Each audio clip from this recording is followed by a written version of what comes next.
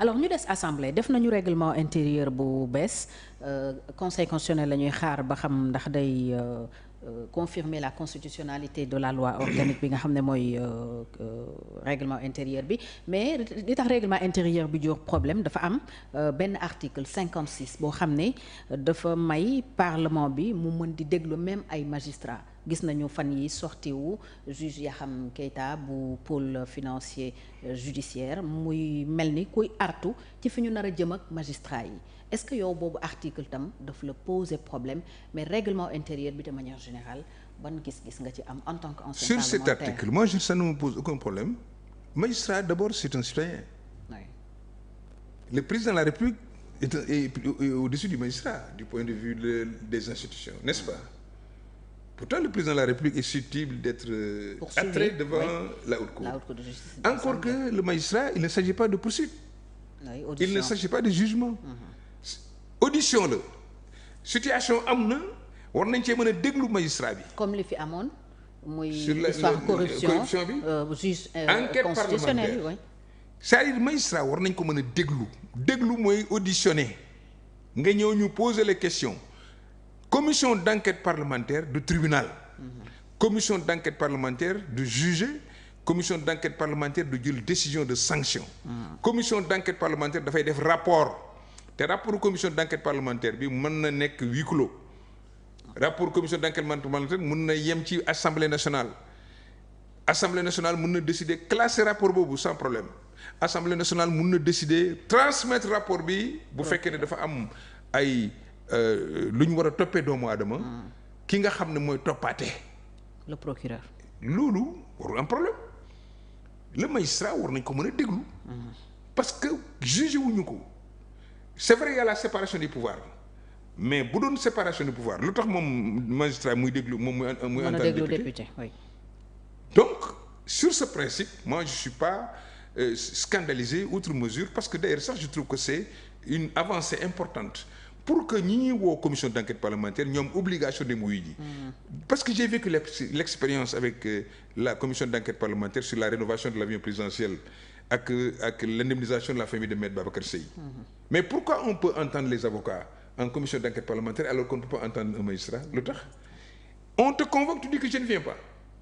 Or on veut que on est là pour faire une enquête parlementaire pour la lumière pour éclairer l'opinion publique pour éclairer la nation on le fait au nom du peuple nga ne ñëwuloo.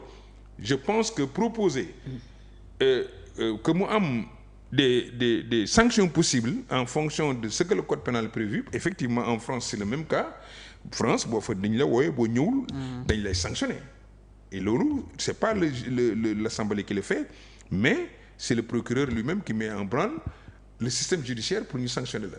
Donc lu baax la président assemblée pour wala moi, assemblée c'est une avancée. mën a même joxe un mandat d'amener. Non loolu du rôle am. ñu woo la nga bañ ñu yabal ñu indi la. Non loolu du rôle am ay mandat d'amener du rôle am moom bu fekkee ne dafa am situation boo xam ne y a une personne dañ ko woo.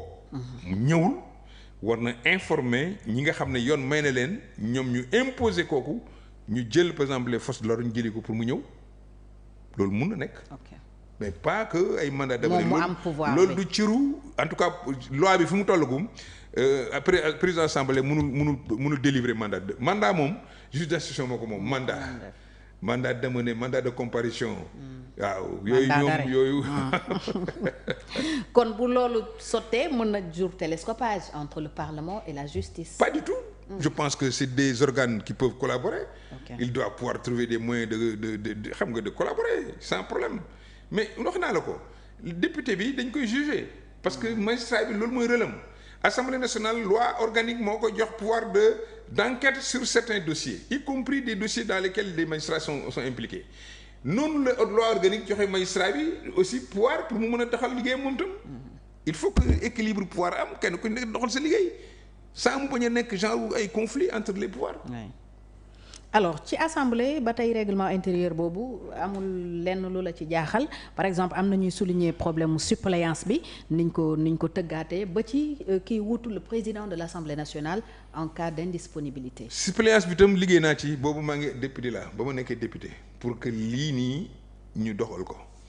coow suppléant sax jugaat na ak kàddu yu premier ministre yi. waaw loolu naa ci ñëw mais pour mu wax histoire bi fu mu jógee. pour nit ñi comprendre fii Sénégal amul suppléant remplacement moo am.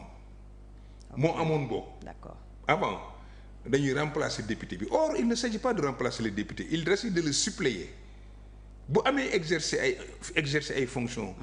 gouvernementales moom mandat bi moom la ko population yi jox. maintenant pour éviter mu am vacance d'un poste ñu ne un suppléant le suppléant il s'efface bu titulaire bi soxla poste am. d'accord loolu moo xew France. il arrive dans des cas où on organise une élection partielle pour la circonscription. fii amuñu loolu fii dañu def suppléance intégrale mooy lan ci loi bi nga xam ne moo nekk ci constitution boo amee fonction gouvernementale bu fonction gouvernementale yi jeexee war nga mën a dellu assemblée nationale. sa suppléance effacé wu mais malheureusement ñi nga xam ne ñoo defaroon loi bi mooy régime bi fi jógee parce que ñun amoon nañ ko je vais te raconter une histoire bi ma nekkee directeur de cabinet politique du président Abdoulaye Wade quand il s'est agi de la crise Macky Sall bi juddoo le président m'a convoqué enfin il m'a demandé de venir à son bureau. boobu Macky ngi nekk président assemblée. Oui. Il s'est un peu plaint c'est-à-dire comme quoi j'aurais pas dû venir au cabinet j'aurais dû rester à l'Assemblée. Si tu étais à l'Assemblée aujourd'hui je n'aurais pas eu ce problème. loolu yëpp du woon xew. Non j'aurais pas eu ce problème ensuite j'aurais pas eu un problème éventuellement si Macky Sall part pour le remplacer. Mais nga ñëw fii ma ne ko mais président yow yaa ma fi indi ma ne ko naa la bàyyi ma Assemblée j'ai insisté tu m'as demandé à plusieurs reprises fois ma ñëw gouvernement ma ne la bàyyi ma fii moo la ma nekk fii moo la jig man fii moo ma gënal. Malheureusement comme dafa en 2007 il avait promis à un moment que bu ñu gagné moom je vais changer de métier parce que vraiment il était satisfait de moi loolu moom moo yóbbu cabinet. D'accord. Après ma ne ko mais président pourtant problème bi mën nañu ko régler de mu ne ma régler yow tu as démissionné ma ne ko oui mais il y a une loi qui est à l'Assemblée il y a un projet qui était là-bas pour la suppléance on n'a qu'à la voter si on la vote je retourne à l'Assemblée mu ne ma tu as déjà démissionné ma ne ko oui mais li ñu bindee loi bi ni ñu ko bindee dès qu'on vote ça je suis encore ministre tu me limoges. Je retourne à l'Assemblée. mu ne ma non la loi ne réagit pas on a eu un débat après on a appelé le conseil juridique kooku ñëw ne ko oui Babacar a raison on peut bel et bien suñu voté loi bi il peut en bénéficier parce qu'il est encore ministre. mais gaa ñi nekkoon foofu jamono boobu comme dañ bëggoon remplacer Macky Sall. ca bopp assemblée. ñu bloqué loi ba.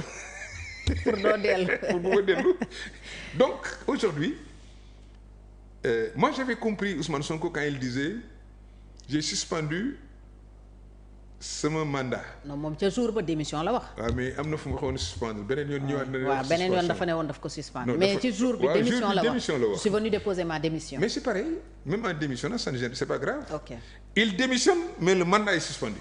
d'accord li mu waroon wax mooy moom mandat est suspendu. tu démissionnes il a démissionné en réalité pour être premier ministre. Il fallait qu'il démissionne pour rester premier ministre. Mais son mandat était suspendu par la Constitution.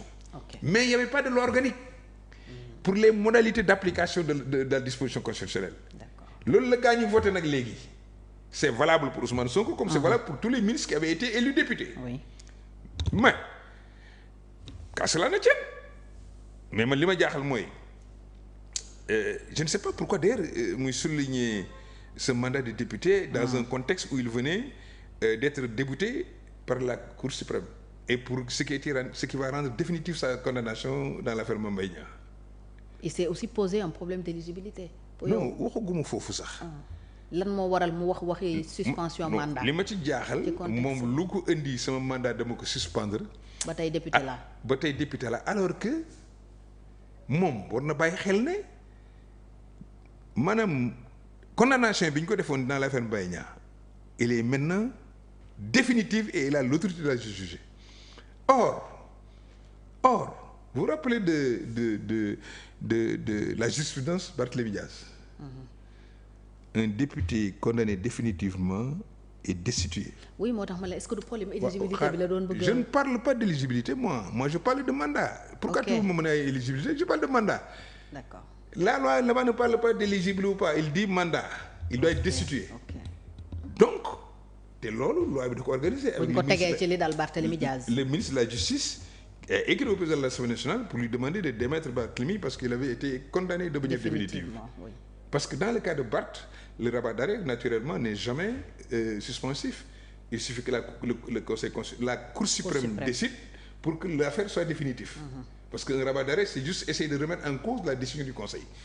Comme xam nañ ne c'est presque impossible ou bien rare, moo tax dañuy exécuter affaire boobu. Est-ce que moom bàyyi na xel ne le ministre de la Justice devrait en principe appeler le garde des Sceaux, enfin le président de l'Assemblée pour lui dire, et pour le cas de Ousmane Sonko, c'est une question de droit qui se pose. Moi je comprends pas Ousmane Sonko quand il parle, qu'est-ce qu'il fait parler man xaw ma daal surtout aborder des questions. parce que moom moo sulli loolu en fait moo mel ni ku joxoñ yoon bi. moo ko fi sulli moo ko tudd parce que kenn tudd ko woon ñàkkul gaañu naroon nañu ko tudd. est-ce que du inquiétude la aussi ci moom. peut-être je sais pas psychologiquement je sais pas qu'est-ce qui se passe dans sa tête. wala mu xam ne xëy na mun nañ ko attaquer foofu. bon je sais pas bon mu anticiper. waaw mu anticiper